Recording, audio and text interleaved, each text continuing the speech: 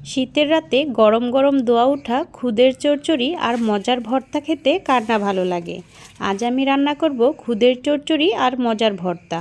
প্রথমে আমি ডিমগুলো সিদ্ধ করে নিলাম, তারপর শুকনো মরিচ ভেজে নিচ্ছি। এখন ভেজে নিচ্ছি পেঁয়াজ, তারপর আবারও কড়াই বসিয়ে তেলের মধ্যে ভেজে নিচ্ছি পেঁয়াজ আর রসুন কুচি। এখন দিয়ে দিচ্ছি আগে থেকে ধুয়ে রাখা খুদের চাল, তারপর দিয়ে দিলাম পরিমাণ মতো লবণ, পানি আর কাঁচামরিচ। এখন ঢাকনা দিয়ে ঢেকে জাল করে নেব। এদিকে আবার ভাবি ডিমের খোসাগুলো ছাড়িয়ে নিচ্ছে।